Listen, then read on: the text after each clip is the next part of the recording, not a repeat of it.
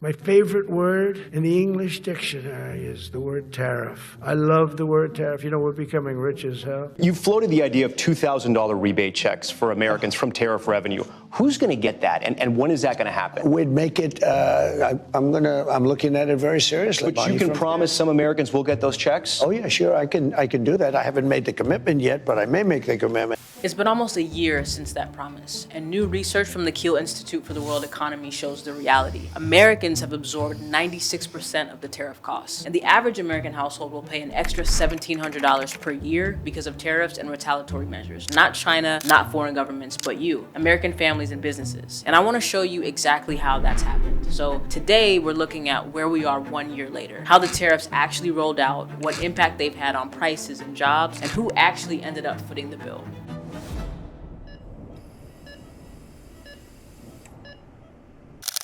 Tariffs can be a strategic tool. Used carefully, they can protect specific domestic industries or respond to unfair trade practices. Done right, they can give American workers and manufacturers breathing room to compete against cheaper foreign labor or dumped goods. But the key word in all of this is carefully. Tariffs work like a scalpel, not a sledgehammer. You use them on specific products for specific reasons with clear goals in mind. What has happened over the past year hasn't been strategic at all. The only way to describe it is just chaotic. The administration's argument was that foreign exporters would lower their prices to stay competitive, absorbing the cost of the tariff. But that's not what happened, at all. There's also the jobs argument. This idea that tariffs would protect American manufacturers and bring production back home. Targeted tariffs can give domestic industries room to compete. That only works if you're protecting industries that can actually scale up. And if the tariffs don't cripple the businesses that depend on affordable materials. Jennifer Bergman is the owner of Westside Kids, an independent New York City toy store founded by her mother. After 44 years, Westside Kids is closing. With the announcement of the tariffs, people just got really scared and stopped spending money. How much of a factor were the tariffs? It was the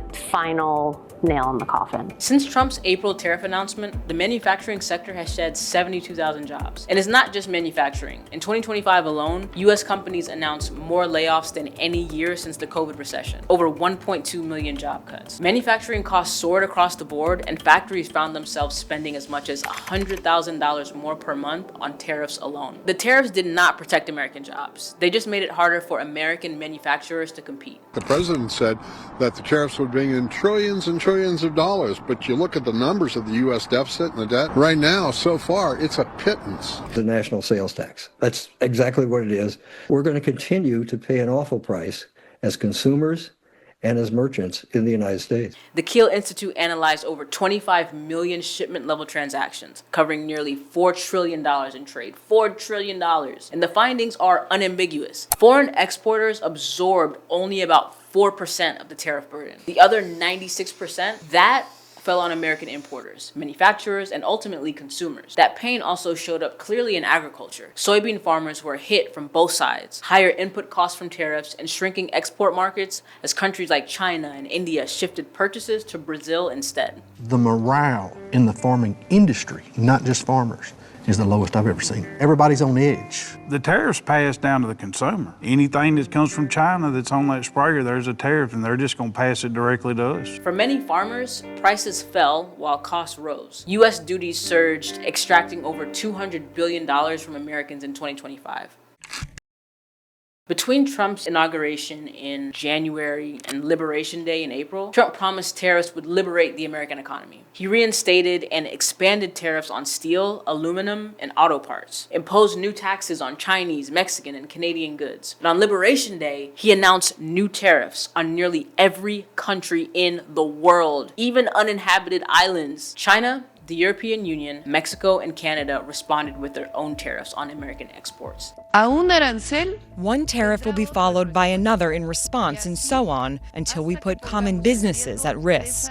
By late summer and early fall, trade volumes had collapsed in 2025. Trump bragged that inflation had been defeated, but consumer prices have increased every single month since Trump's Liberation Day. Fast forward to today, and the inflation rate is a full 1% higher because of Trump's tariffs. Groceries, housing, utilities, everything got more expensive. I read the news and everything, and I just figured that we were going to end up, footing the bill. The tariffs didn't change foreign behavior. All they did was cut off trade and tax working Americans Americans and U.S. small businesses. According to the Yale Budget Lab, the tariffs are hitting American consumers hard. The average American household will pay an extra $1,700 per year because of tariffs and retaliatory measures. That's not a one-time fee, it's every single year. New tariffs on home furniture and lumber just took effect, making housing even more expensive. And even CEOs are admitting it. Amazon CEO Andy Jassy said in January that tariffs are starting to have a tangible effect on prices, with sellers passing on those higher costs to consumers. And last year, Ford CEO Jim Farley said tariffs will create costs and chaos. Small businesses are getting crushed. Trump and Treasury Secretary Scott Bessent continue to claim that Americans aren't footing the bill for tariffs, but the research is very clear. The data unambiguous. Americans are paying, period. That $200 billion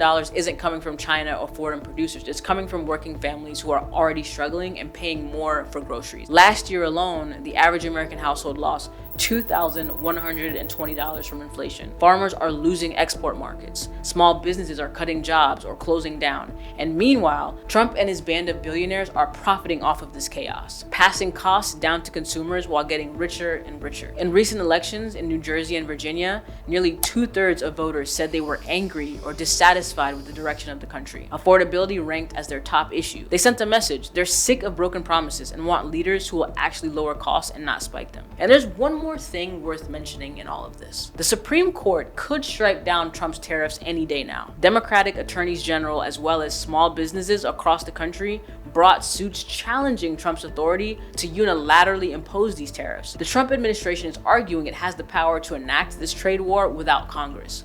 But if the court rules against them, this entire chaotic and unlawful experiment could come crashing down. The administration has already announced it has a plan to circumvent the court's decision, so even if SCOTUS strikes the tariffs down, Trump's made it clear he'll find another way to do it. 1 year later, the results are in. Trump's tariffs did not make foreign countries pay. They didn't bring back manufacturing jobs, and they didn't shrink the trade deficit. What they did do is function as a consumption tax on American families and businesses. What we've seen since tariffs have been implemented is a chaotic trade policy that's spiking inflation, crushing small businesses and making life harder for working families. Trump could reverse course today based on all of this data, but he won't, because he'd rather satisfy his own ego than help the people struggling under the weight of his failed economy.